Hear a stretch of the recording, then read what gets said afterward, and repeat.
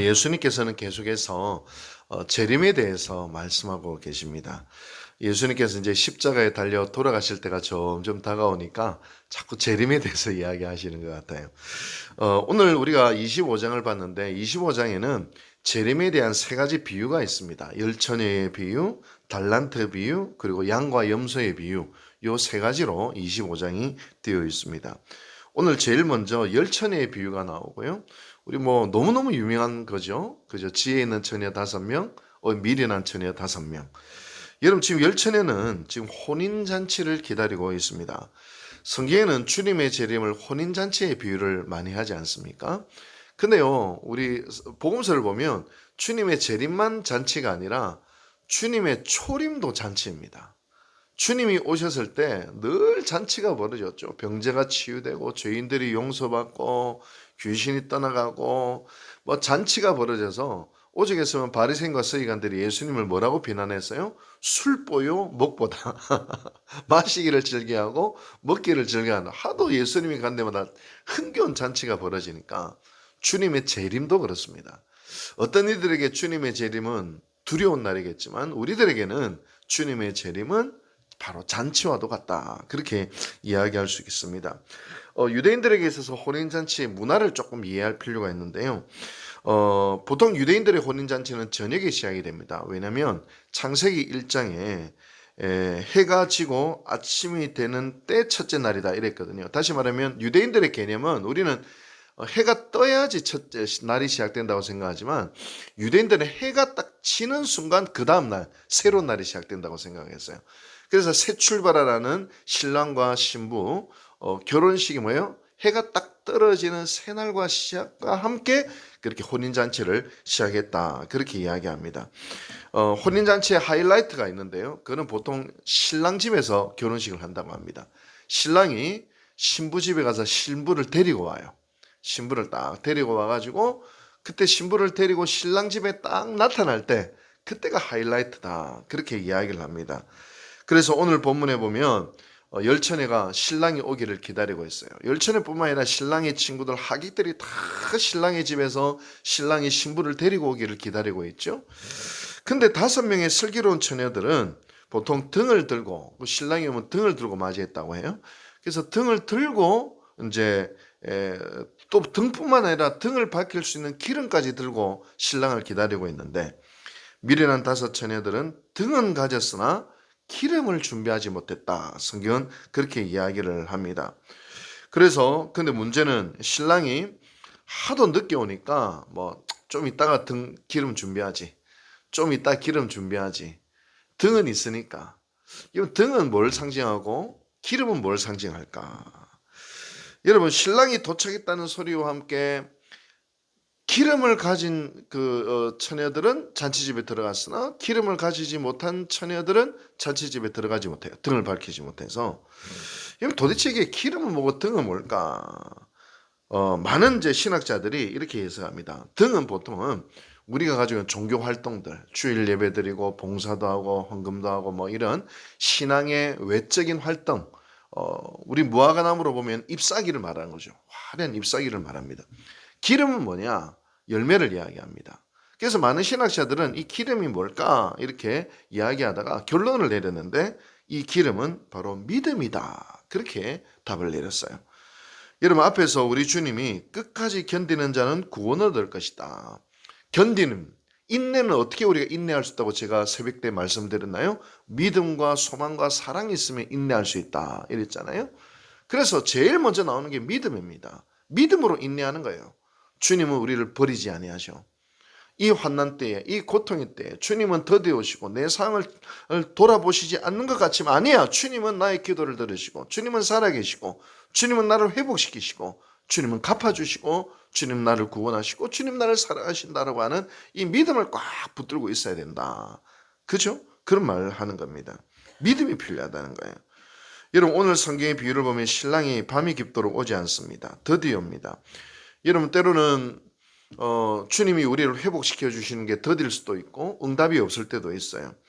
여러분, 그래서 이 깊은 절망과 깊은 환난의 때에 뭐가 필요하다? 믿음이 필요하다. 넉넉한 기름이 필요하다는 겁니다. 미국에 제가 그 샌프란시스코 그쪽에서 이제 유학을 했거든요.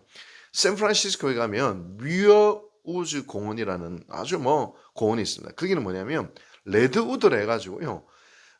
제 차가 왔다 갔다 할 정도로 나무 기둥이 어마어마한 몇 사람은 이렇게 서로 팔을 잡아야지 나무 둘레할 수 있는 거대한 나무들이 쭉쭉 뻗어 있어요.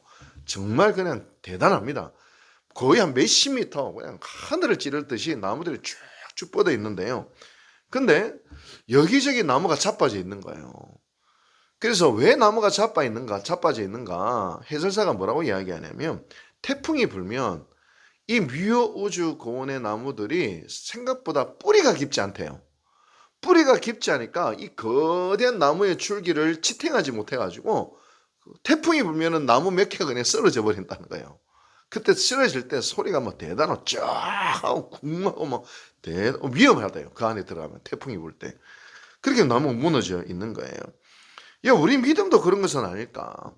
뭔가 뭐 대단해 보이고 뭔가 많은 뭐 업적도 쌓고 뭔가 대단한 뭐 헌신도 하고 그랬는데 정작 바람이 싹 불면 이 레드우드처럼 판판이 자빠지는 것이 아닌가. 왜냐? 믿음의 뿌리가 깊지 않기 때문입니다. 정작 환란이 오고 또 예상치 못한 어려움이 오고 바로 그래 사람들 말 한마디 그것 때문에 신앙이 쭉 갈라지고 자빠지는 경우들이 있어요. 너무 쉽게 우리의 믿음의 뿌리를 드러내는 것이죠. 이것은 마치 어리석은 처녀가 껍데기인 등만 준비한 것과 같습니다. 껍데기를 보면 예수 믿는 사람이고 껍데기를 보면 뭐 장로도 되고 권사도 되고 안수집사도 되고 뭔가 뭐 교사도 하고 뭐 목사도 하고 껍데기를 보면 뭐 괜찮아요. 근데 환경과 상황이라고 하는 강풍이 불고 어떤 관계의 깨어짐이라는 광풍이 불고 또 환란이라고 하는 광풍이 딱 불어올 때에 그때 우리의 믿음의 뿌리가 사실은 드러나게 되는 것입니다. 여러분 믿음의 뿌리를 우린 깊이 내려야 합니다. 어떤 환경과 어떤 태풍과 어떤 환경 속에서도 굳건히 그 자리를 버틸 수 있는 이 믿음의 뿌리가 깊이 내려야 돼요. 어떻게 믿음의 뿌리를 깊이 내립니까? 제가 지난주에 주일날 말씀드렸지 믿음은 들음에서 나요. 자꾸 하나님의 말씀을 들으면 믿음이 자랍니다. 그리고 거기서 또 더 나가야 되고 하나님의 말씀을 듣고 그 말씀에 순종해보는 모험을 해봐야 돼요. 그럴 때에 말씀대로 되는구나. 하나님은 살아계시구나. 자꾸 믿음의 체험을 해야 돼요. 믿음의 경험과 믿음의 체험을 말씀을 통해서 자꾸 해나갈 때 우리의 믿음이 더 깊이 쑥쑥쑥 이렇게 뿌리를 내리는 그런 경험을 하게 되는 거예요. 여러분 오늘 비유의 마지막도 주님은 13절 말씀을 통하여 이렇게 권고하시죠. 그런즉 깨어있으라. 너희는 그날과 그때를 알지 못하느니라. 우리가 주님의 재림을 위해 해야 될 것은 뭐냐? 바로 믿음의 기름을 준비해라 이 말입니다. 평안할 때 믿음의 뿌리가 깊어질 수 있도록 해야 합니다. 여러분 그 레드우드가 왜 믿음의 뿌리를 깊이 내리지 못했을까? 이제 해설사가 뭐라고 이야기하냐면 이 땅이 너무 좋대요. 너무 좋으니까 조금만 뿌리를 내려도 영양분을 쫙쫙 빨아당긴다는 거예요. 그러니까는 레드우드가 밑으로 뿌리를 내릴 생각을 안 한다는 거예요. 너무 땅이 좋으니까. 땅이 좀 안 좋으면 확 뚫고 내려가서 막 바위도 뚫고 밑으로 영양 빨아들이려고 하는데 너무 좋으니까 환경이. 그러니까 뿌리를 깊이 내리지 않는 거예요. 여러분 너무 좋은 환경이 이 레드우드에게는 저주가 되어버렸습니다. 우리 신앙생활도 그래요. 나는 아무 문제 없어. 나는 갈등도 없어. 또 가끔씩 어떤 분은 이런 이야기를 해요. 신앙생활 너무 깊이 개입하려고 하지 마.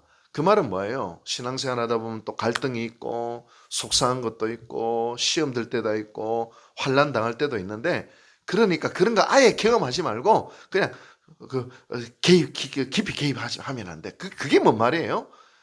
뿌리를 깊이 못 내리는 말이에요. 신앙은요 때로는 환난을 당할 때가 있어요.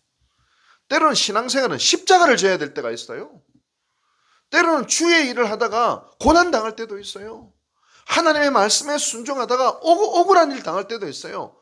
근데 그걸 통해서 우리의 믿음의 뿌리가 밑으로 깊이 뿌리를 내리는 순간이 되는 것입니다.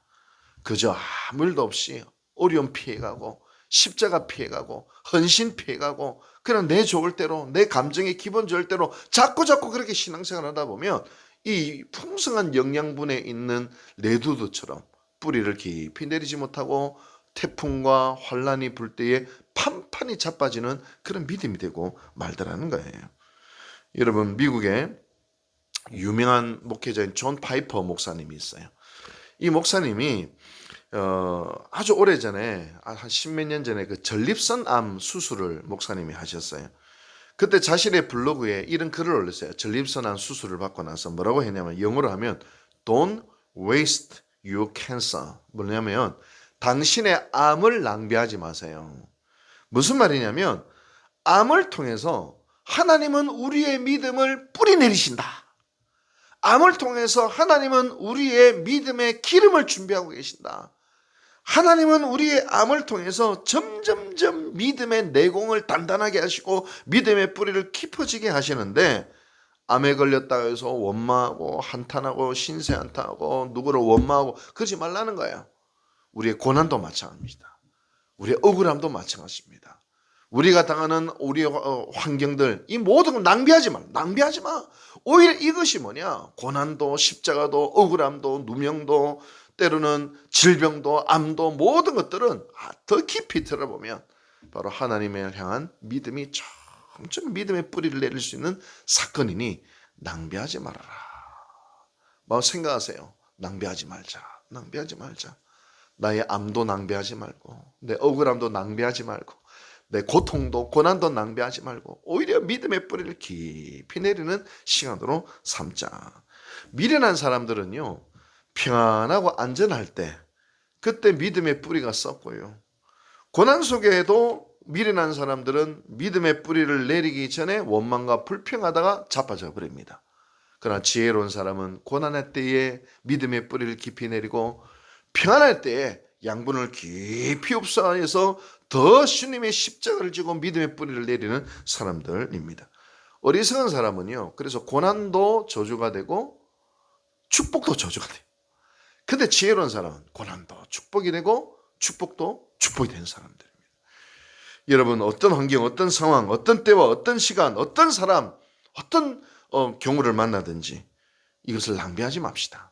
우리의 믿음의 뿌리를 더 깊이 내려서 어떤 상황 속에서든지 아름다운 열매를 맺고 주님 오시는 날, 바로 그날이 우리의 잔치날이 되어지는 영광스러움에 초대받는 우리 요곡절교회 모든 성도들 되시기를 주님 이름으로 축원합니다.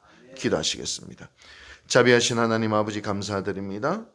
오늘도 우리가 인생을 살아가다 보면 기쁜 일보다 슬픈 일이, 웃을 일보다 눈물 지을 일이, 마음이 평안한 일보다 속상한 일이 더 많이 있습니다.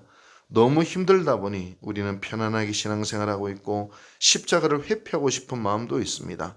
그러나 주님, 우리가 십자가 믿음의 뿌리를 깊이 내리기를 원합니다. 우리의 고난도 우리의 십자가도 바로 그럴 때에 우리가 믿음의 뿌리를 더 깊이 내린다는 그 사실을 기억하게 하여 주시옵소서. 우리의 삶 가운데에 그 어떤 것도 허비하지 않게 하시고 모든 것을 통하여 믿음의 사건으로 바꾸어 나가는 저희들 될 수 있도록 주여 도와 주시옵소서. 이 모든 말씀 예수님의 이름으로 감사하고 기도하고 축원하옵나이다. 아멘.